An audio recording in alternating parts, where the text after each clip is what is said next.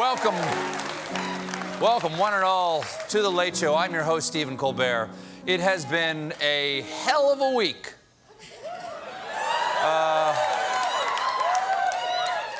Really fast things are happening. To paraphrase our president, the news has been moving on us like a bitch.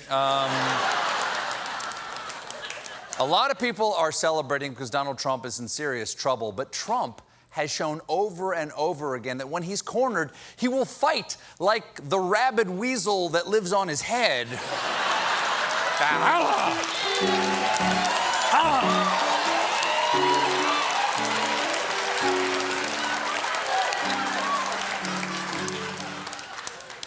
And Republicans have shown they'll go along with whatever he does, no matter what.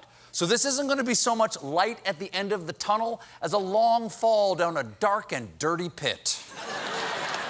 This morning, the House dark and dirty pit. The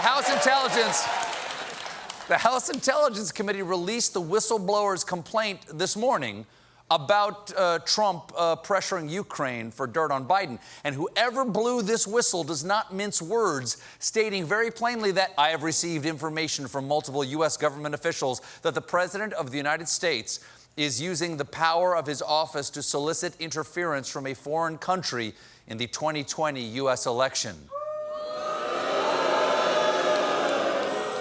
Soliciting interference from a foreign power to influence a U.S. election. Well, you know what they say. If at first you do succeed, try that again. You can't... It's a saying. It's a saying. You can't say Trump didn't warn us. Remember this exchange from June?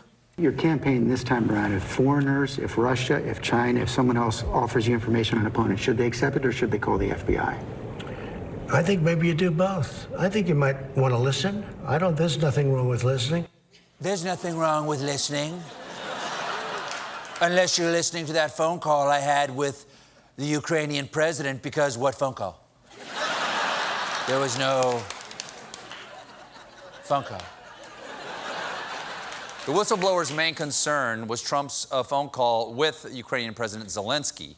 But they were also concerned about what happened after that call. In the days following the phone call, I learned from multiple U.S. officials that senior White House officials had intervened to lock down all records of the phone call. This set of actions underscored to me that White House officials understood the gravity of what had transpired in the call.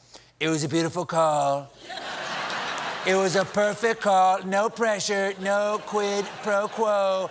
Now, take that call and bury it at the bottom of the ocean. Put it in a lead capsule, sink it down into the Marianas Trench, fill it with concrete, dig it up, shoot it into the heart of the sun. Perfect call. And I will...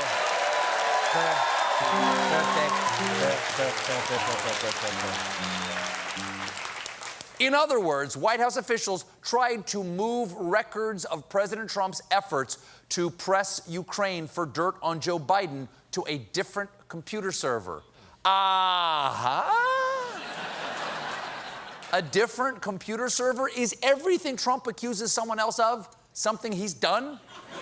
He used a secret computer server. He colluded with Ukraine. He probably cheated on Robert Pattinson. Robert, you can do so much better. Innocent people do not do things like this. That's why people hide their porn on their computer in files labeled vacation pics instead of porn for later.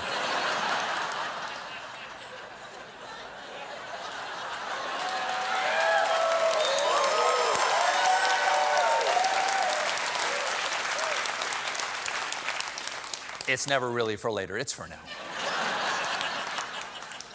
According to the whistleblower, they hid a lot of stuff this way.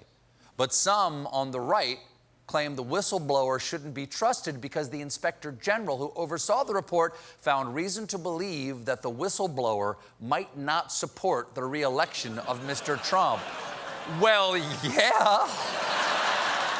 Because the whistleblower knows he committed a bunch of crimes. That's the same reason you don't invite the guy who tried to kill you to your dinner party.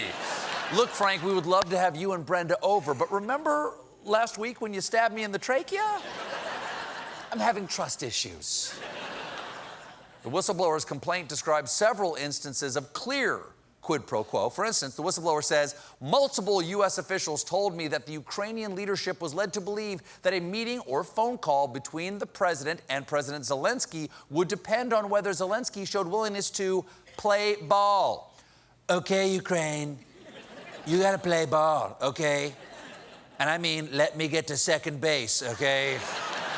Over the bra, under the Constitution. All in all.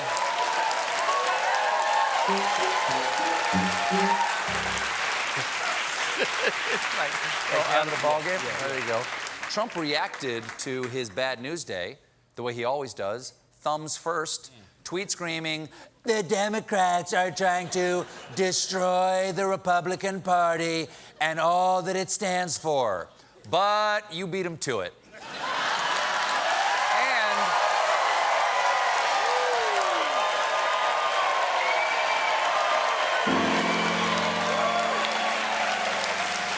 nicely done. Nicely done.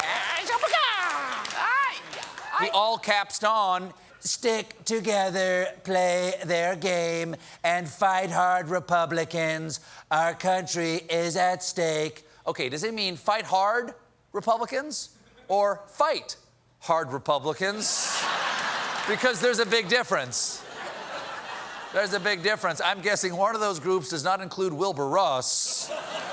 Also, I'm not sure if you really wanted the GOP to play the Democrats' game, because they're playing a game called Pin the Crime on Your Generous Keister. And even for Donald Trump, this morning's tweets were off the rails, like this one. Is there a case for impeachment? Absolutely not. There is no high crimes or misdemeanors, no treason, no extortion, no treason. R.D. Robert Ray, respected. I don't know what that means. What is that? Fox News actually identifies Robert Ray as a former Whitewater independent counsel, not a respected. Respected is not a title, it's just a description. That's like calling me Stephen T. Colbert, aging. Now, the he who whistled blew says that he learned of Trump's abuse of power from multiple concerned administration officials. Trump jumped on that this morning at the UN. Who's the person who gave the whistleblower the information? Because that's close to a spy. You know what we used to do in the old days when we were smart, right? The spies and treason, right? We used to handle it a little differently than we do now. So he's saying it would be better if whichever White House insider revealed his crimes were dead. That's going to make the next all-staff meeting kind of interesting. Hey, everybody, great job. My good friend Vladimir sent us some free sushi.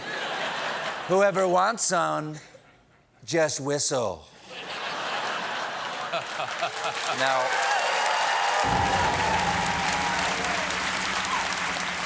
there's a word in there. There's a couple words in there. Trump's already turned on one employee. That was the second conversation. I think you should ask for the first conversation also. I can't believe they haven't, although I heard there's a rumor out they want the first conversation. It was beautiful. It was just a perfect conversation. But I think you should do that. I think you should do. And I think you should ask for VP Pence's conversation because he had a couple of conversations also. Wow.